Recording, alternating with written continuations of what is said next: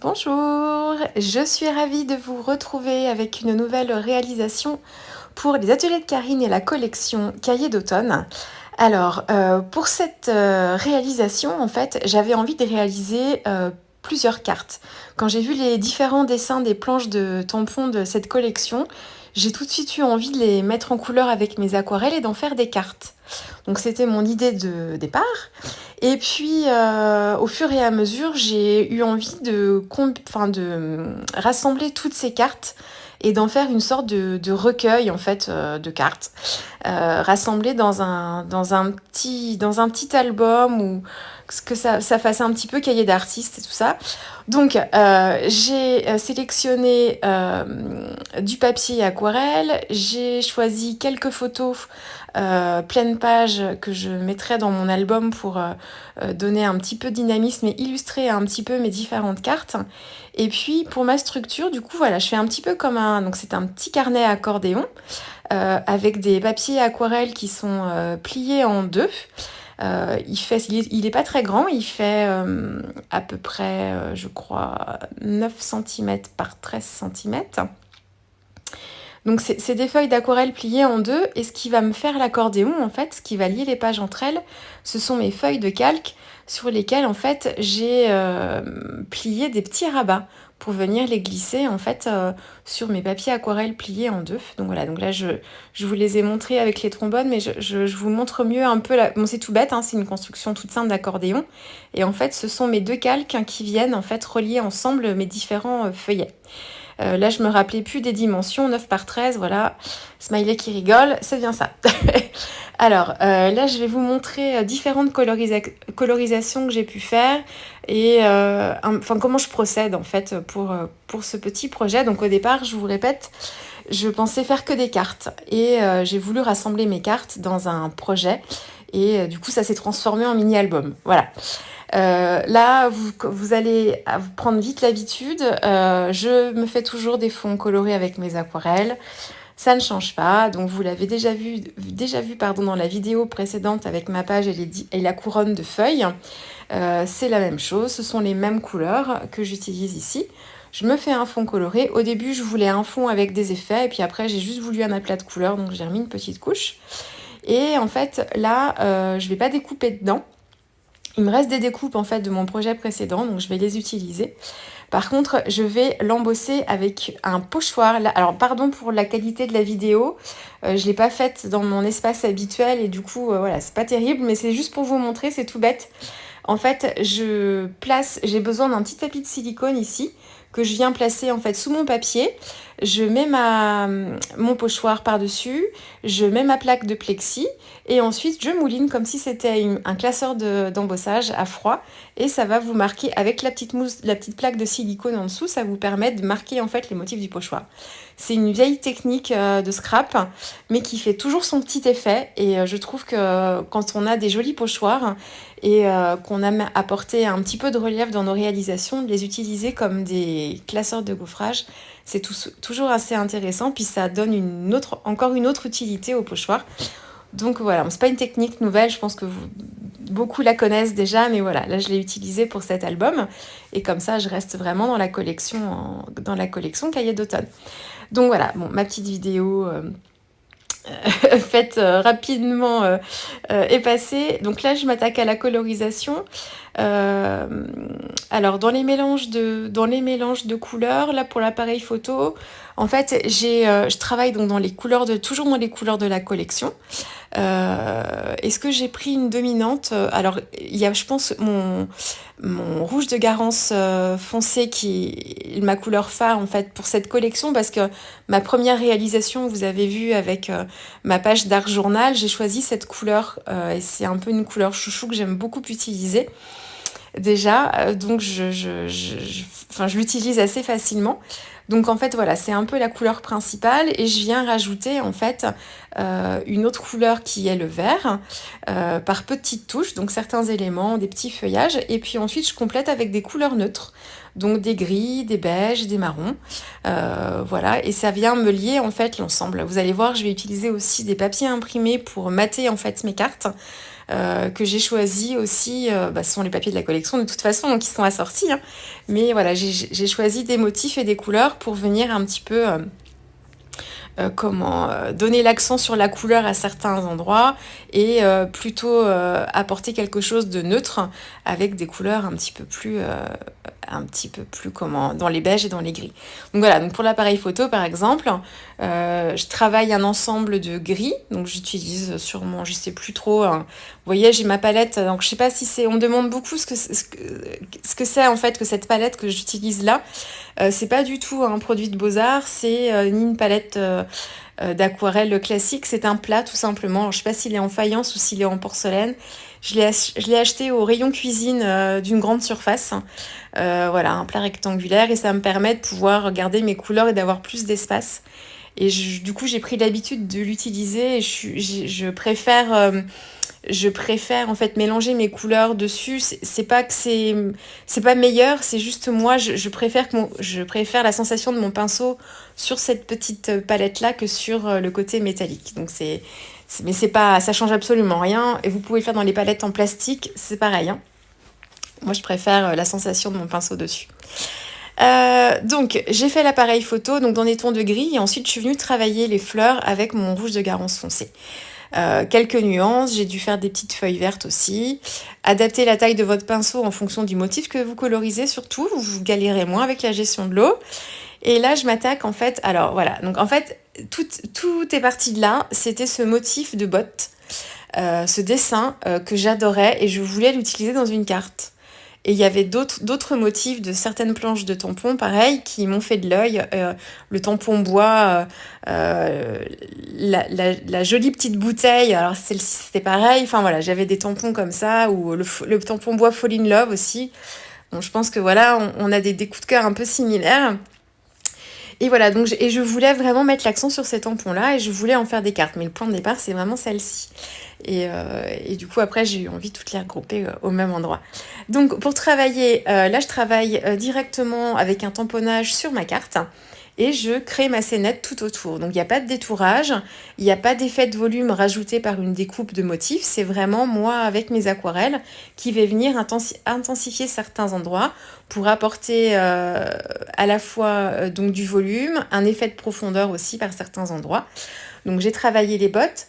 J'ai voulu faire des bottes légères, enfin dorées, mais donc j'utilise les aquarelles Gansai Tambi qui sont très opaques et du coup je voulais en fait pas avoir ce côté opaque, je voulais travailler mes ombres. Donc ce que j'ai fait, j'ai utilisé une couleur qui se rapprochait de ma couleur or, donc j'ai un ocre qui est parfait pour ça. Et à ma couleur d'aquarelle ocre, j'ai rajouté de l'aquarelle Gansai Tambi dorée. Voilà, donc ni trop peu pour que ça scintille bien, mais pas trop non plus pour éviter qu'on ait le côté opaque et qu'on travaille toujours en transparence avec les aquarelles. Pour travailler les ombres avec les aquarelles Gansai Tambi, on peut très bien le faire aussi. Il faut bien gérer la quantité d'aquarelle que l'on veut. Et dans la palette Gansai Tambi, il y a tout un dégradé de doré. Il y a même une couleur nacrée. Et j'aurais très bien pu travailler en fait mes ombrages avec ma palette Gansai Tambi. C'est un autre exercice de travailler avec différentes couleurs d'or. Voilà, moi j'ai voulu me faciliter la tâche et de partir avec mes aquarelles et de rajouter la couleur dorée après. Pour assombrir certains endroits, j'ai utilisé le bitume, ou vous pouvez utiliser aussi le sépia, donc un marron en fait. Là c'est pareil, essayez de bien doser votre marron pour pas que ce soit trop prononcé non plus. Il faut y aller par petites touches. Et puis là je travaille le petit bouquet, donc j'avais travaillé un peu le fond de ma scène avant, en me créant en fait des effets un peu plus foncés pour bien poser mes bottes sur le sol, créer une sorte d'ombre et créer un sol.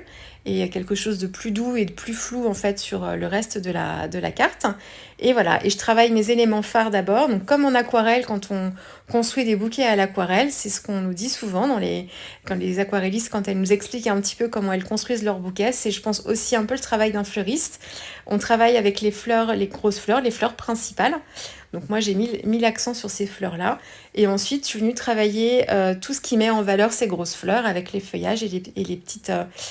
les petits végétaux supplémentaires. Donc voilà, mais les couleurs phares, elles sont vraiment sur les plus grosses fleurs. Voilà, je vais mettre en scène ça après dans mon carnet. Je vous ai pas filmé cette partie, je vous l'expliquerai parce qu'il n'y a rien de spécial. Là, j'ai préféré vraiment vous montrer le travail de colorisation. C'était le plus important pour ce projet-là. Là, je suis en train de m'attaquer à la petite bouteille au message, la petite fiole avec toutes les petites herbes à l'intérieur. Donc, on est sur une bouteille. Je veux garder le côté transparence de la bouteille. Donc, on fait vraiment beaucoup attention au type d'aquarelle qu'on utilise. On essaye d'utiliser des aquarelles qui soient soit naturellement transparentes. Vous savez que dans les godets d'aquarelle, il faut faire attention. Vous avez en fait des aquarelles qui sont plus ou moins opaques que d'autres. C'est marqué sur les emballages. Si vous n'avez plus les emballages, vous pouvez très facilement trouver l'information sur internet en interrogeant votre couleur et dans la marque que vous avez, et vous retrouvez très facilement toutes ces informations là. Donc voilà, privilégiez des aquarelles transparentes. Et puis de toute façon, l'aquarelle, le principe c'est on gère la transparence aussi avec l'eau, et surtout avec l'eau. Donc même si votre aquarelle a une tendance à être assez opaque, si vous la diluez beaucoup, vous allez retrouver de toute façon une transparence. Donc on essaye de jouer comme ça. Voilà, bon, c'est ce que j'ai fait. Et puis donc mes couleurs, je voulais quelque chose de gris. Alors j'ai fait une première version beige mais qui me convenait pas. J'ai préféré vraiment travailler dans un gris pour rappeler un peu l'esprit du vert et le côté froid du vert. Après, on a des verres fumés aussi. On peut avoir des petites fioles ou des vases qui sont aussi en verre fumé. C'est très à la mode en ce moment. Fumé marron, fumé bordeaux, fumé vert. Donc ça peut très bien se faire aussi. J'aurais pu garder la fiole beige, mais je voulais vraiment avoir un effet vraiment vert, transparent vert. Enfin, en vert, le vert qui casse, quoi, pas le vert, la couleur. Donc voilà, donc là cette fois vous avez vu, j'ai commencé par coloriser la bouteille et ensuite je suis venue travailler mon fond autour. Il n'y a pas trop de règles. Après, si vous avez un motif que vous voulez travailler en transparence comme la bouteille de verre, c'est plus facile de la travailler d'abord et ensuite de venir travailler votre fond.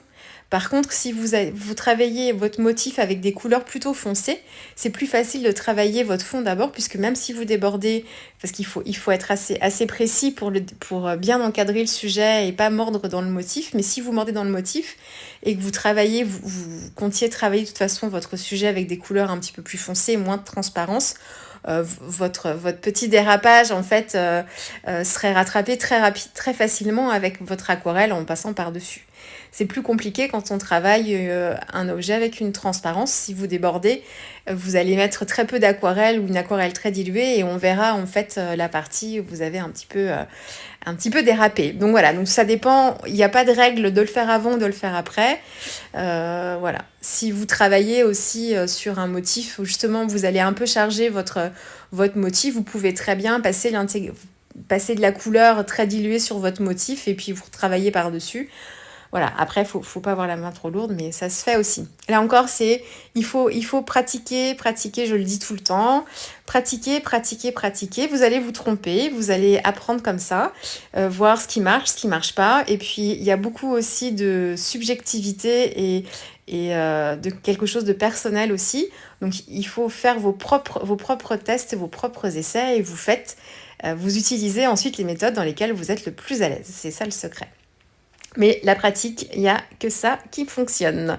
Et se tromper, recommencer et être un peu têtu pour pouvoir après réussir à faire ce qu'on veut. J'ai travaillé le petit parapluie entre-temps, un peu comme les bottes, donc c'est à peu près la même chose.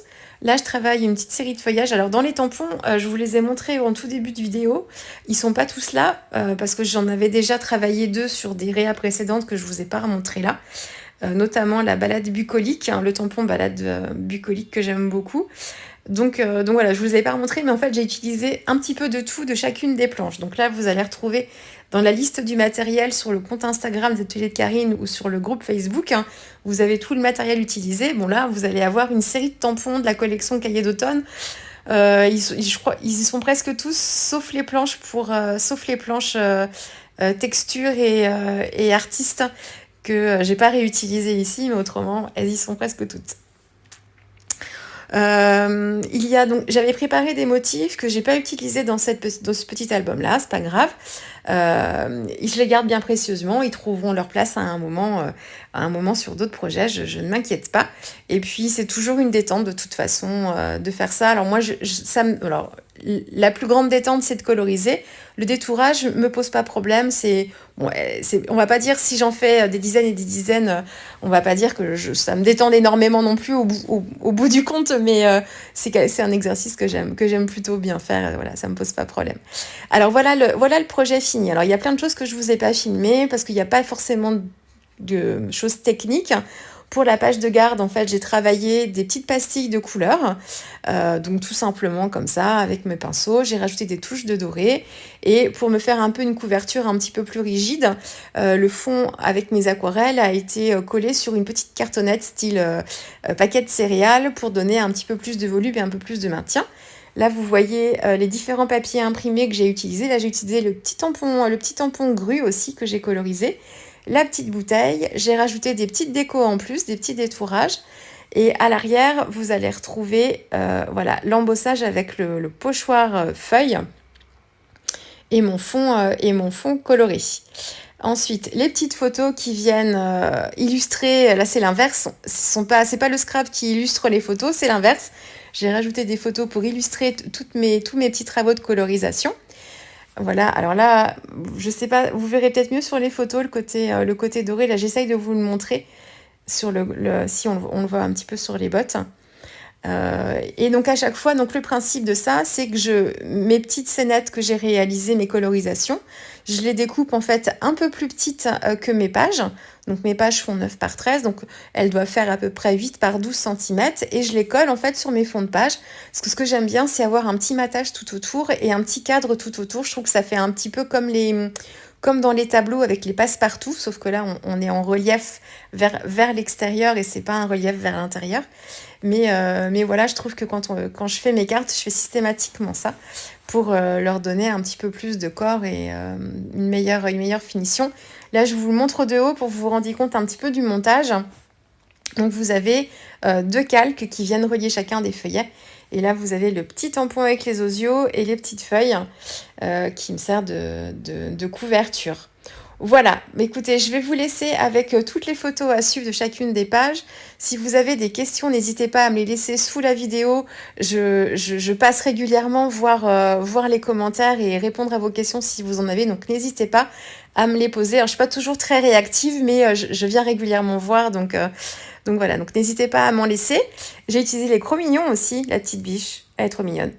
Voilà, et puis vous avez la liste du matériel de toute façon comme je vous l'ai dit sur le groupe Facebook des Ateliers de Karine ou sur le compte Instagram également. Voilà, je vous laisse là avec les photos en musique et puis je vous dis à très vite avec une prochaine vidéo. Au revoir.